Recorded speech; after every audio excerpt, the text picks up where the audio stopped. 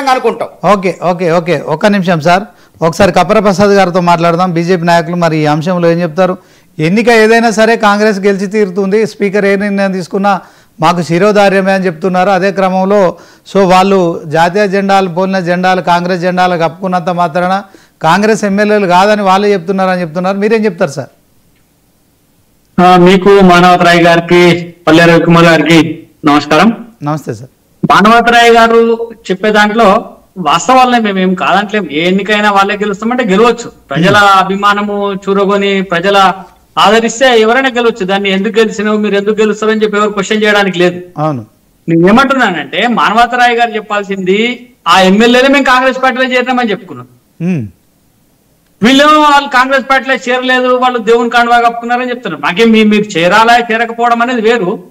Speaker కి నిర్ణయాధికారం ఉంది, speaker నిర్ణయం తీసుకోమని చెప్తాము. ఒకటి వాళ్ళు నిస్సిగ్గుగా మాకేం సంబంధం లేదు ఎవరు అనుకుంటే మాకేంది మేము చేసేది చేస్తామంటే దాన్ని ఎవరేమి పెద్దగా భావించేదేలో 3 ఏళ్ళు అయితే మళ్ళీ ఎన్నికలు వస్తాయి. దాంట్లో పెద్దగా తొందరపడేది కూడా ఏం లేదు. అయితే మిగతా 8 మంది ఎమ్మెల్యేలు ఎవరైతే హాజరై చెప్పినరో వాళ్ళు మేము టిఆర్ఎస్ లోనే ఉన్నాము, మేము కాంగ్రెస్ లో చేరలేదు అని చెప్తున్నాం. మరి టిఆర్ఎస్ వాళ్ళకి కనుక వాళ్ళు మా పార్టీలో లేరు అనుకుంటే వాళ్ళు సస్పెండ్ చేయడమో బయటకు పంపించడమో చేయొచ్చు. అట్లా చేయలేదు అట్నే ఉంచుకుంటాము అంటే అది ఆ టిఆర్ఎస్ పార్టీ ఇష్టం. కాకపోతే ఇద్దరు సభ్యులకు సంబంధించినటువంటి అంశం చాలా చర్చనీయాంశంగా ఉన్నది ఏంటంటే, ఒకటి దానం నాగేందర్ గారు కాంగ్రెస్ పార్టీ ఎంపీగా కంటెస్ట్ చేశారు. ఒక బీఆర్ఎస్ పార్టీ ఎమ్మెల్యేగా వండుకుంటూనే బీఆర్ఎస్ పార్టీకి రాజీనామా చేయకుండా కాంగ్రెస్ పార్టీ ఎంపీగా ఆయన కంటెస్ట్ చేశారు. ఇది చాలా అనైతికం. నిజంగానే స్పీకర్ గారికి ఈ విషయం తెలిసి ఆయన దాన్ని ఆ ఎన్నికను రద్దు చేయాలి, లేకపోతే ఆయన అనర్హత వేటేయాలి. లేదు ఆయన బాగానే చేసినా తీర్పు ఇవ్వాలి.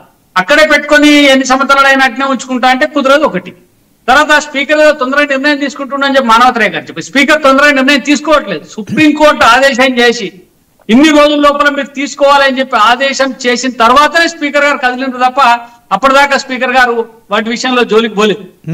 ఇంకో అంశం కడియం శ్రీహరి గారు వాళ్ళ కూతురుకు కాంగ్రెస్ పార్టీ టికెట్ ఇప్పించుకొని ఆయన బీఆర్ఎస్ ఎమ్మెల్యే అయ్యిండి కాంగ్రెస్ పార్టీకి ప్రచారం చేసినప్పుడు వాళ్ళ కూతురును ఎన్నికల్లో గెలిపియమని అడిగిన కాంగ్రెస్ పార్టీకి ఓటేయమని చెప్పి ఆయన స్పష్టంగా చేసినటువంటి వీడియోలు, ప్రజల్లో చేసినటువంటి ప్రసంగం రికార్డ్ అంతా కూడా ఉంది.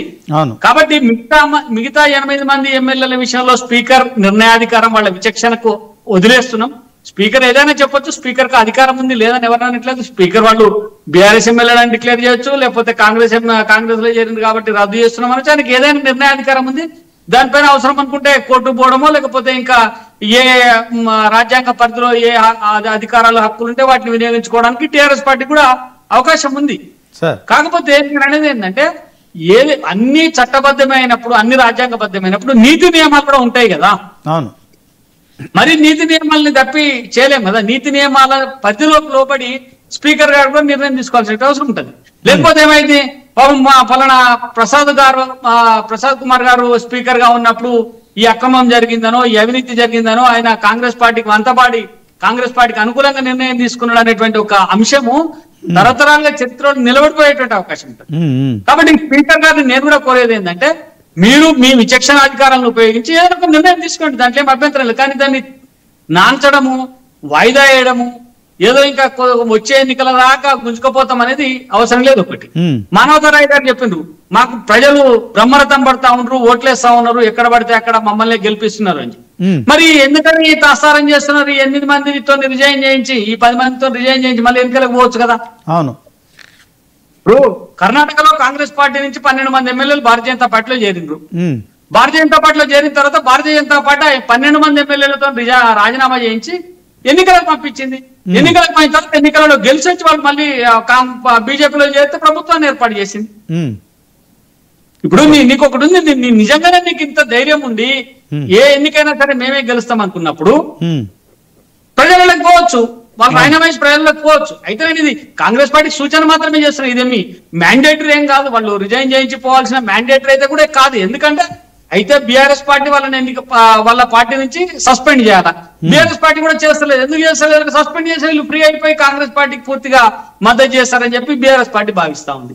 కాంగ్రెస్ పార్టీ ఏం చేస్తలేదు, వీళ్ళను అనర్హత ప్రకటిస్తే మళ్ళీ ఎన్నికలకు పోతే మరి ఎన్ని వస్తాయో ఎన్ని రావో తెలియనటువంటి పరిస్థితి, మరి మనం ఉప ఎన్నికల్ని భారాన్ని మోయాల్సి వస్తుందని చెప్పి కాంగ్రెస్ పార్టీ భావిస్తాం. ఇటు కాంగ్రెస్ పార్టీ కానీ అటు బీఆర్ఎస్ కానీ ఏది భావించినప్పటికీ స్పీకర్ అన్ని పార్టీలకు సంబంధించినటువంటి వ్యక్తి, ఆయనకు నిర్ణయాధికారం చేసుకునేటువంటి రాజ్యాంగపరమైనటువంటి హక్కులు స్పీకర్ గారికి ఉన్నాయి. కాబట్టి స్పీకర్ గారు ఏ పార్టీ వ్యక్తి కాదు, స్పీకర్ గారు అసెంబ్లీలో ఉండబడేటువంటి అందరు ఎమ్మెల్యేలకు సంబంధించినటువంటి ఒక ఏమంటాం ఎంపైర్ లాంటి వ్యక్తి స్పీకర్. కాబట్టి స్పీకర్ గారు నిర్ణయం తీసుకోవాల్సినటువంటి అవసరం అయితే ఉంది. ఒకవేళ వీళ్ళిద్దరికి అనర్హత వేటు పడుతుంది అనుకుంటే వాళ్ళు రాజీనామా చేయొచ్చు. రాజీనామా చేసి హాయిగా మళ్ళీ ఉప ఎన్నికల్లో నిలబడితే ప్రజలు ఆదరిస్తే గెలుస్తారు, ప్రజలు తిరస్కరిస్తే మళ్ళీ ఓడిపోయి మళ్ళీ పార్టీలో పనిచేసుకునేటువంటి అవకాశం ఉంటుంది. కాబట్టి నేను రాజ్యాంగబద్ధంగా స్పీకర్ కు ఉండేటువంటి అధికారాలను వినియోగించుకొని స్పీకర్ త్వరగా ఒక నిర్ణయం తీసుకుంటే బాగుంటుంది అని చెప్పి మేము భావిస్తాం. ఓకే సార్, మరి ఖైరతాబాద్ లో బీజేపీ పరిస్థితి ఎలా ఉండబోతుంది? ఒకవేళ ఉప ఎన్నిక వస్తే ఖైరతాబాద్తో పాటు మరి స్టేషన్ గన్పూర్కు కనుక వస్తే సో ఎలా ఉండబోతుంది అంటారు బీజేపీకి సంబంధించిన అంశంలో? ఒక ఎన్నికకు ఇంకో ఎన్నికకు పోలిక ఉండదు ఎక్కడైనా. అవును, ఒక ఎన్నికలో ఓడిపోతే ఇంకో ఎన్నికలో గెలవచ్చు, ఒక ఎన్నికలో గెలిస్తే ఇంకో ఎన్నికలలో ఓడిపోవచ్చు. ప్రజలపైన ఆధారపడినటువంటి అప్పటి ఆ ఎన్నికల సందర్భంగా ఉండేటువంటి అనేక అంశాలపైన ఆధారపడి ఉంటది. మీకు ఆ హుజూరాబాద్ ఎన్నికలలో కాంగ్రెస్ పార్టీకి 2000 ఓట్లు వచ్చినాయి. అవును, కాంగ్రెస్ పార్టీ ఖతం అయిపోయింది అన్నారు. మరి అదే కాంగ్రెస్ పార్టీ అధికారంలోకి వచ్చింది కదా. అవును, కాంగ్రెస్ పార్టీకి అంతకు ముందు వచ్చిన 6000 ఓట్లు కూడా మొన్న బై ఎలక్షన్లలో రాలే.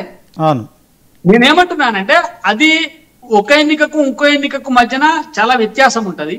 ఇప్పుడు అధికార పార్టీ గెలుస్తుంది అనుకున్నప్పుడు దుబ్బాకలో బీఆర్ఎస్ పార్టీ ఓడిపోయింది. అవును, మన ఖైరతాబాద్ విషయం చెప్పండి సార్. పార్టీ ఓడిపోయింది. ఖైరతాబాద్ విషయం చెప్పండి సార్. ఒక ఎన్నికకు ఇంకొక ఎన్నికకు మధ్యన ఒకే రకమైనటువంటి పోలిక ఉండదు. రేపు ఖైరతాబాద్ లో అప్పటి ఆ ఎన్నికల సందర్భంగా ఏ అంశాలు ప్రభావితం చూపుతాయి, ప్రజలు ఏ అంశాల పట్ల మొగ్గు చూపుతారు, అప్పటి మా పార్టీ ప్రచారం ఏ విధంగా ఉంటదని చెప్పి అప్పటి పరిస్థితిని బట్టి చెప్పగలుగుతాం. కానీ అప్పుడు ఏమైతుందో ఇప్పుడే చెప్పడం అనేది సాధ్యం కాదు. ఎన్నిక రానివ్వండి, ఎన్నిక వస్తే ఆ ఎన్నికల్లో పరిస్థితి ఏ రకంగా ఉంటుందని అప్పుడు ఆలోచన చేద్దాం. Right, thank you sir. పల్లె రవికుమార్ గారు, శ్రీనివాస్ గారు చెప్పండి. ఓవరాల్ గా మరి కాంగ్రెస్ బీజేపీ వాదనలు విన్నారు కదా, మొత్తానికి